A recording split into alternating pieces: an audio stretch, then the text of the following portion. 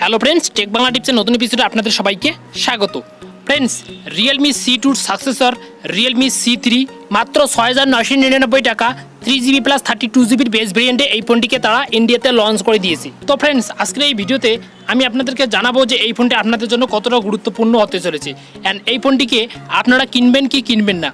কারণ আমি আপনাদেরকে রিকমেন্ড করব আপনারা এই ফোনটিকে একদমই কিনবেন না। এর পিছনে নিশ্চয়ই কোনো কারণ আছে অ্যান্ড কিসের জন্য কিনবেন না অ্যান্ড কোন কারণের জন্য কিনবেন না, তো সব কিছু আমি ডিটেলে এই ভিডিওতে বলে দিচ্ছি যে আপনারা কেন Realme C3 ফোনটিকে কিনবেন না। তো ফ্রেন্ডস, ভিডিও শুরু করার আগে আপনাদের কাছে ছোট্ট একটু রিকোয়েস্ট করবো, আপনি যদি আমার চ্যানেলকে সাবস্ক্রাইব করে না থাকেন তো অবশ্যই সাবস্ক্রাইব করবেন অ্যান্ড পাশে থাকা বেল আইকনটি প্রেস করবেন সবার আগে লেটেস্ট ভিডিও আপডেট পাওয়ার জন্য। তো লেটস স্টার্ট। তো এর জন্য অবশ্যই কিন্তু Realme C3-র একটু কুইক স্পেসিফিকেশন জেনে নেওয়ার প্রয়োজন। তো আমি শুরুতে যাব এই ফোনটির ডিজাইনের দিকে। তো আপনারা এই ফোনটির ডিজাইনে কোনো রকমভাবে গ্লাস বডি ডিজাইন পাবেন না অ্যান্ড কর্নিং গরিলা গ্লাস 5-এরও প্রোটেকশন পাবেন না। তো সেক্ষেত্রে আপনারা কিন্তু এই ফোনটিতে পেয়ে যাবেন একটি প্লাস্টিক ব্যাক প্যানেল, যেখানে আপনারা পেয়ে যাবেন একটি ফিজিক্যাল ফিঙ্গারপ্রিন্ট সেন্সর অ্যান্ড তার সঙ্গেই আপনারা ব্যাক সাইডে দেখতে পাবেন একটি ডুয়েল ক্যামেরা। তো আপনারা এখানে কোনো রকমভাবে ট্রিপল ক্যামেরা বা কোয়াড ক্যামেরা সেটআপ কিন্তু পাচ্ছেন না রিয়েলমির কাছ থেকে। অ্যান্ড এর সঙ্গেই আপনারা এই ফোনে দেখতে পাবেন 6.5 ইঞ্চির একটি HD+ ডিসপ্লে, যেখানে অন্তত অ্যাটলিস্ট এই ফোনটিতে ইউজ করা উচিত ছিল ফুল HD+ ডিসপ্লে। তো সেক্ষেত্রে কিন্তু রিয়েলমি গিয়েছে HD+ ডিসপ্লের দিকে।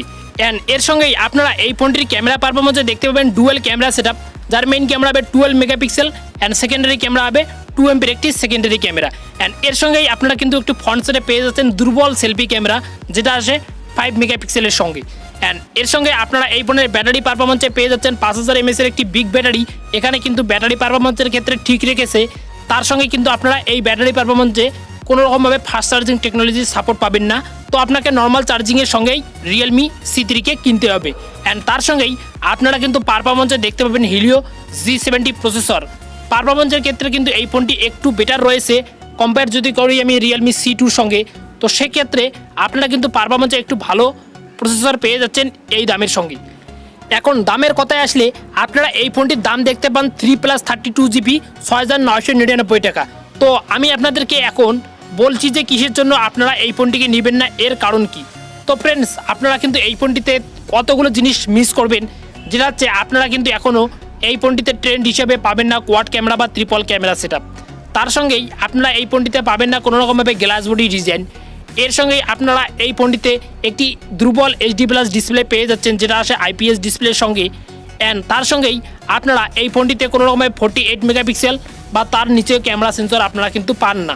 তো এখানে খুবই একটি দুর্বল কোয়ালিটির ক্যামেরা সেন্সর ইউজ করা হয়েছে 12+2 মেগাপিক্সেলের। এর সঙ্গেই আপনারা কিন্তু এই ফোনটির যা স্পেসিফিকেশন দেখতে পান সেটা কিন্তু প্রাইসের সঙ্গে মানানসই নয়।